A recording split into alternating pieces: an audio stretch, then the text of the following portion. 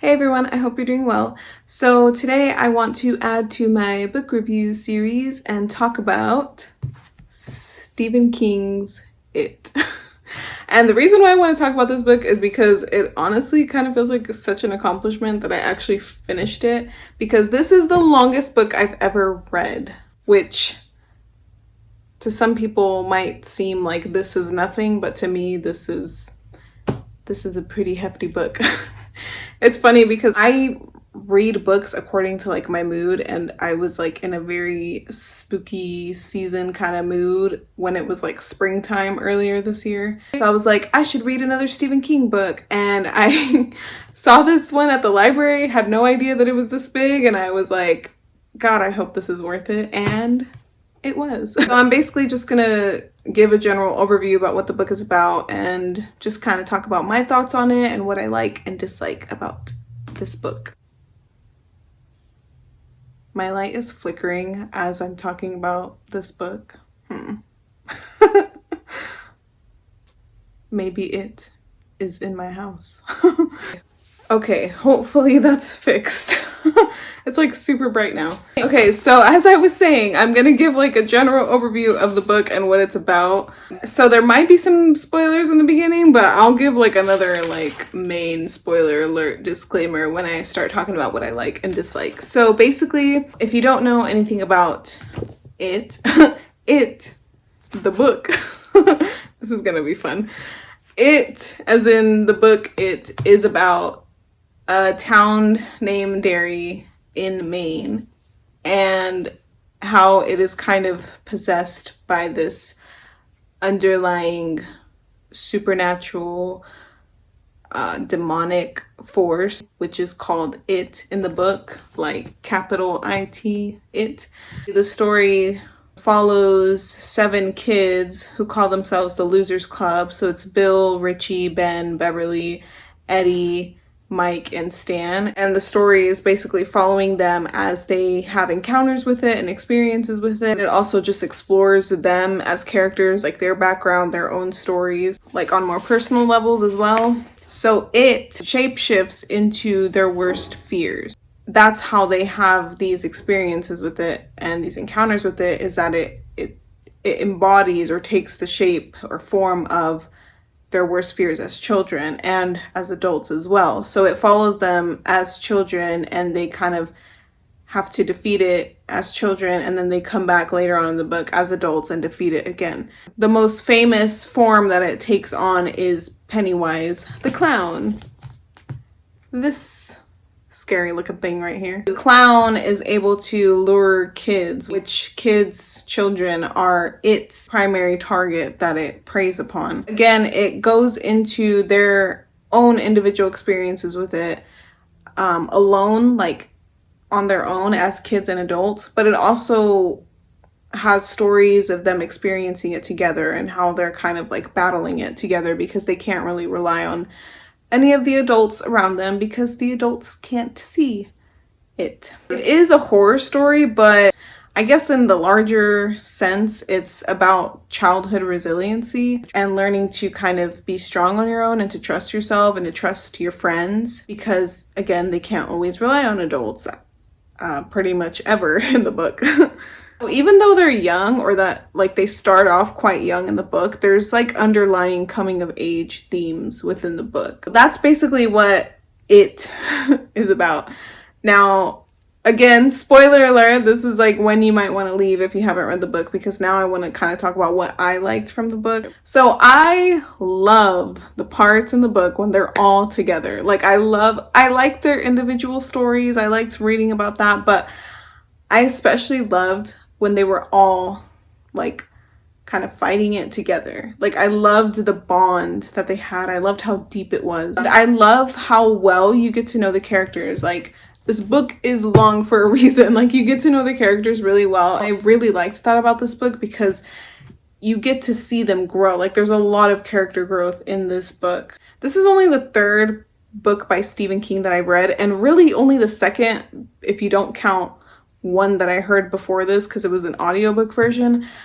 I barely got into Stephen King last year because I just wanted to read like scary books, so I decided to give Stephen King a try. The first book I ever read by him was Salem's Lot, and I loved it. And then I listened to another audiobook by him. So if you don't count that one like as like reading a physical book, then this really is only the second book by Stephen King that I've read. If you haven't read anything by Stephen King, then you might not know this, but if you have read Stephen King books, then you do know this, that he does not hold back. Maybe some people might think Stephen King is pretty soft, but I don't personally think that he is. What I liked about it in that sense is that it, like capital IT, it was oftentimes not even as scary as the people in the book. Because again, it ends up possessing people in the book for a reason, because those people already like had darkness brewing inside of them. Like it was easy for it to possess them and manipulate them into doing its dirty work, basically. It also, in the book, implies that it feeds on evil, especially the evil that's kind of like within the town and what the town has been kind of like stewing within itself, because it would manifest again, like it would come back and reappear when people did very evil things to other people. Like I found those stories, like those parts of the book almost scarier than like their experiences and actual direct encounters with it. So yeah, that's one thing that I really liked about it, is like, I guess the backstory of what it is about people that makes it come alive. There was a lot of depth to it. I really liked that it had funny moments. Like I love all the characters. You get really attached to them. I feel like I got attached to them, especially because it is so long. Now, I guess I'll talk about some things that I didn't like. The thing is it's really hard for me. Like when I like something, I just pretty much like it. It's hard for me to like critique it too much. I've heard or read reviews on this book that some say it is too long. I don't necessarily think that it's too long. I guess maybe like some of their backstories could have been a little bit shorter. Maybe some of the interludes could have been shortened or even eliminated in some cases, but I don't know. I feel like it's long for a reason.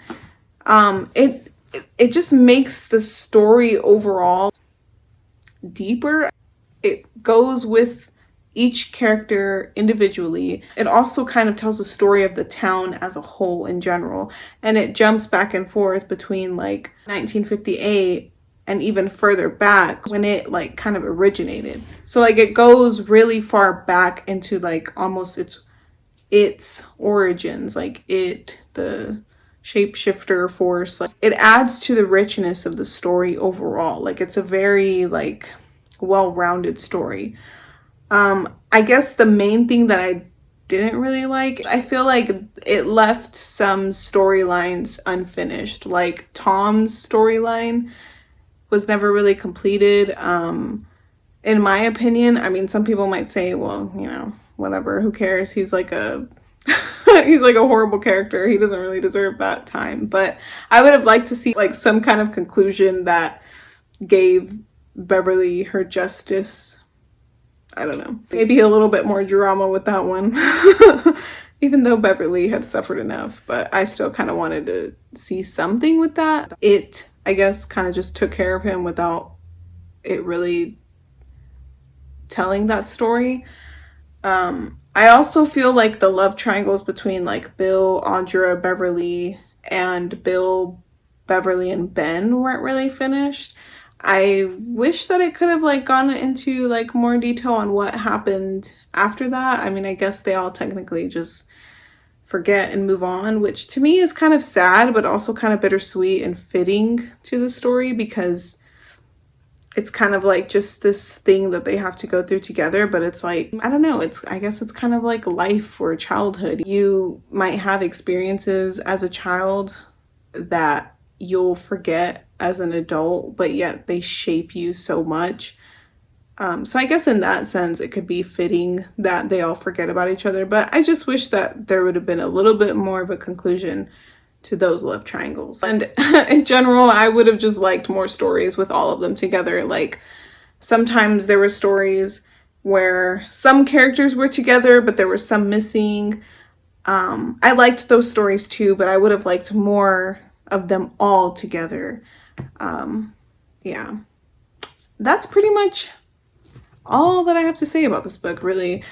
I would honestly probably rate this book like a 9, maybe even like a 9.5. I don't know. I still want to read more books by Stephen King. If you have any recommendations on what books I should read next, or what books are your favorite by Stephen King, please let me know because I will definitely look into them. I don't know what this book will rank as, like when I start reading more of his books. You know, like maybe this will end up being one of my favorites or my favorite Stephen King book because I actually really do like it. I'm sure eventually I would reread it. I also want to watch the movies now. I saw It Chapter 1 years ago when it came out and I honestly don't remember anything about it. So I'm glad that I didn't remember anything about it going into this book because I literally read this book as if I had like no idea what it was about. I knew it was about a clown, but that was it. Like that's literally all I knew about it. So I'm glad I kind of went into it a little blind. So now I want to watch all the movies, like the old It and the 2 newest ones. So I'm gonna get on that pretty soon. So yeah, let me know what you think about this book, what you liked about it, what you dislike about it. And thank you for watching. I will see you next time.